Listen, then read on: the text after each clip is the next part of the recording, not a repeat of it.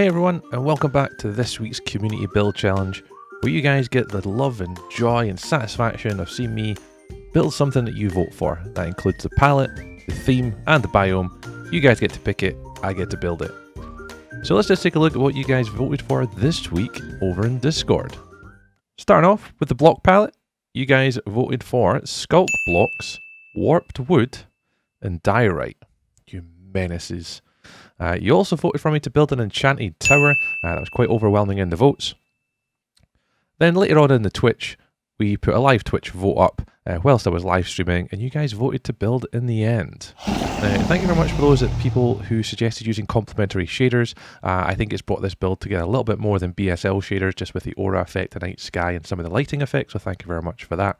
But without further ado, let's get into it. Now, this one's going to be a bit different for me today, as I will be talking over this one as we go through, just talking about the build process, some of the things that happen during the build, and then obviously how you guys can get involved as well. The video's only going to be about 8 or 9 minutes long, so I'll hopefully be able to shed some light on some of the techniques and methods that I use with this lovely block palette behind, which I've never really used before, especially the Sculk Blocks, because they're new for the last update. So we'll see how it goes, and I hope you enjoy this one, guys.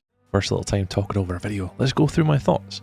So certainly first of all with this one, we did obviously vote for the end biome, so we picked an island just kind of out from a city where we thought would just have a bit more sort of ambience and background.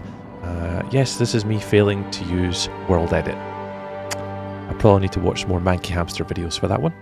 But yeah, we gave it a go. We started off with the block palette, was the diorite. This would be the main sort of construction of the actual building itself. Now, I've used diorite before in a building in a previous hardcore world, so it did make sense to me, sort of the gradient palette for this one. What I'm going to do though, I'm going to pop a picture just up on screen just now.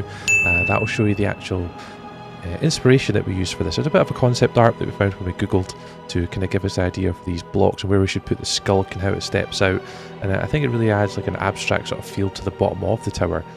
So when I seen this picture online, I kind of thought that's probably the way I'd like to go. We tried to keep it kind of similar, but use that as our inspiration for shapes and styling and design. And I think the Sculk Blocks, the diorite, kind of worked very well in contrasting colours to each other. So you can see I'm trying to put a bit more texture into the build as well, so sort of shading the colours together, so making the diorite come from the polished down into the actual diorite blocks themselves, and then further up to the calcite. We do later on make the calcite flow down the build into the polished diorite as well. And with a sculk, we kind of then progress that as if it's a vein, or it's like infecting the building from the bottom up. This is something that could be pretty good to expand on the bottom, as if it's obviously expanding out the way, like veins or like roots from a tree almost. You could maybe do that at the bottom. That was kind of the inspiration for that one. And this is, it kind of reminds me of like Venom a little bit, like the sort of the effect of the stringiness on the side of the building. There's a few sort of things online that I quite liked for that as well. So it's not maybe as rounded as what I wanted it to be, but trying to keep this build under sort of 3 hours was kind of challenging. So we did the best we could in the time that we had, building it live on stream. Now these were the fun bits. These kind of like dragon wings almost, being in the end. That's another reason why I quite like the concept art. It had these sort of winglets kind of around the outside wrapping around it. So I made the inside one first. And it's just like a progressive like arch. So as you start out at the bottom, every block should go diagonally to round, but again 1 or 2 blocks high. This is something that I've done before on another build. It kind of reminded me how to do it, but then the difficult part was making an arch round, so then taking 1 block in the way as it's kind of going up round the outside. And you can kind of see that on there. I'm trying to make that arch from the top of the wing down. There's a few changes that I made later on, because we actually add on top of this to make the gradient pattern at the top, and make it go from blackstone to the which we actually added in. I didn't mean to use blackstone, but it looked really good as a gradient all the way around.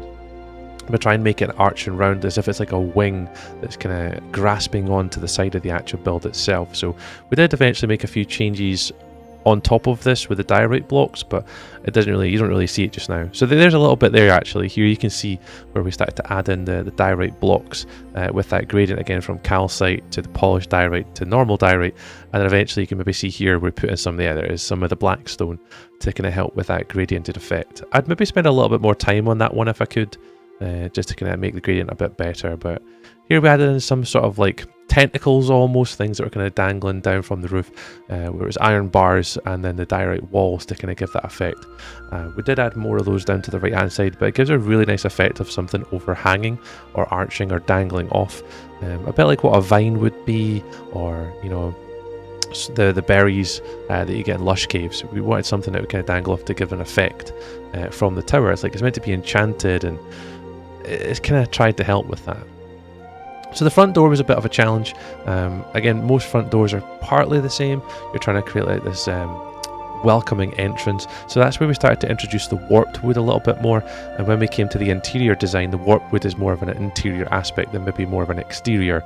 There is a couple of things we did at the top, which you'll see in a minute, which included the warped wood, but not so much. So here you can see obviously adding in, so again, more of that sculk block at the bottom, using the calcite for the sort of the walkway or the path there at the bottom, some glass to kind of make it feel a little bit more like an entranceway.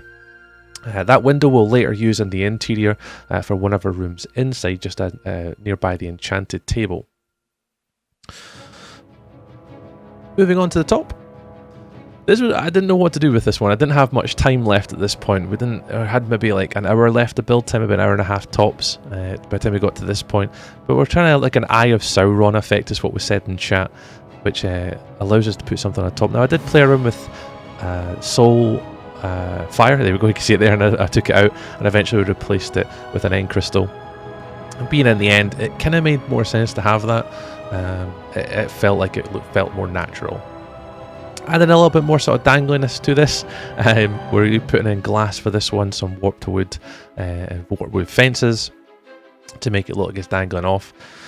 And I think it kind of adds just a little bit more of a feature to it. That's something I've seen a few people build before, is using glass, especially for that sort of type of the build.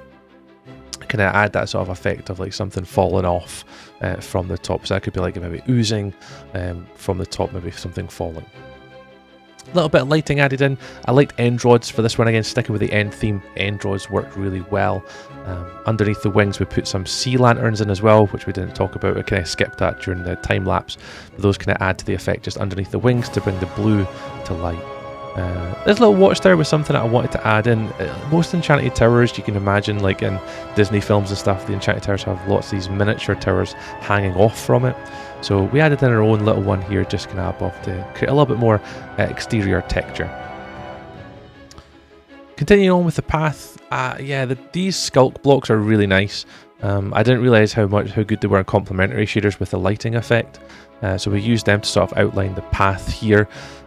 Maybe a little bit too much. I maybe want to tone that down in the path, maybe in another future build if we were to use it again. We're kind of coming up to the end of the video just now. We put in a lot more of those chorus fruits to bring it much more in the end, with a little bit of detailing to kind of wrap up the outside edge. And a little bit more sculk as well, with the vein effect you can see here, to kind of make it feel as though it's like infecting the building of the enchanted tower. Maybe being infected by the warden and the warden's presence. This is something we maybe want to look at a deep dark biome in the future. But this was a good one. So I'm going to go hand over to me. I'm starting in the front of the building just now. Hand over to him and take you for a little bit of an interior tour. Hey there, me again. Thank you very much for handing that off, other me.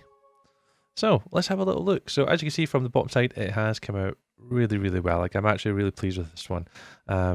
It just seems kind of epic for me as an easy word to use, but in regards to sort of something I've never really built before, and this is probably the first one I've never practiced. So normally in builds gone by, I'd go into a little creative world and practice around with the block palette, test it, see how I feel, try it some shapes. But this is the first one I didn't do that, and it's actually turned out really, really well.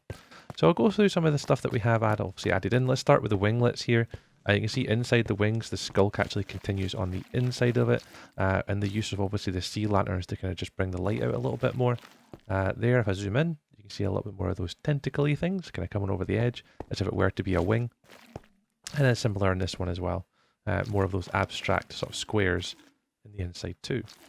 We added on some detailing on the outside, some barrels and some chests just to make it look it's habitable. If it is an enchanted tower, someone's going to live here. Now, I did have a plan to put a warden in there, but yeah, we'll leave that up to your imagination. If you want to download this schematic and pop one in there, I'd love to see it. Moving on to the front interior of the building, sorry, the exterior of the building. just at the front door. I did use some of this reinforced deep slate.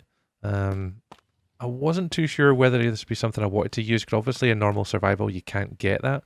But I thought it added a really nice effect to the build. So in a creative one, we can get away with that. But yeah, exterior just looks like it's meant to be here. That was the main thing for this. It was meant to be here, and a warden's just popped along to add himself in. So let's just show you quickly some of the interior to wrap up today's video. We obviously made it as much habitable as possible, something you want to live in or be in for an enchanted tower. So downstairs we've got plenty of the storage units, mainly using chests and barrels, and some shulkers as well. In the corner with some of your utensils and things you need to use. We did a bit of a spiral staircase for this one. We thought it would be the best way to go in regards to design. Here's our enchanted sort of corner integrated into the build. Some more storage for people to kind of use and take advantage of. But there's a lot more detail and you could probably do on the inside. I did eventually keep this one to about sort of 3.5 hours when we come to the end of the build. We did have a little bit of an accident here. If anyone's seen the YouTube short, the TikTok or anything like that, the links will be in the description down below. If you want to see what happened to the side of this wall, and I forgot how to play Minecraft, you might want to check that out. I maybe made a little bit of a boo-boo right at the end of stream. For those that saw it, you're welcome. For those that haven't saw it, you saw nothing. So I turned this into more storage again, and then finally up the staircase once more, coming to a sort of a smaller staircase where it takes to the watchtower that we built on the side of the building. But inside here, a little bit more storage and obviously a little bit of protection for whoever was in here. So yeah, so I thoroughly enjoyed this one. This has definitely been one of my favourite builds to make. I think in regards to pushing me, in regards to a builder, it definitely pushed me outside of my comfort zone quite considerably and allowed me to sort of play around different techniques and build palettes, different biome as well, which made me learn a little bit about shaders, going from BSL to complementary. And that's for me what Minecraft and creative building is all about, is pushing yourself creatively to want to achieve something maybe different to what you're used to, or testing out new techniques. So this is another one to add to the list. So thank you very much for everyone who did vote in the Discord. The Discord link is down below, and I'll obviously put it next week's vote in there as well. So if any of you guys would like to get involved with the vote, or even make suggestions on what I should use in regards to palette, biome, or theme, please let me know in the comments down below, and I'll be sure to add them into the voting so our community can vote on them for next week's build. So yeah, right, I'll leave you there. Thank you very much for this one today, guys. I thoroughly enjoyed it, and I'll catch you all in the next video. Thank you. Bye.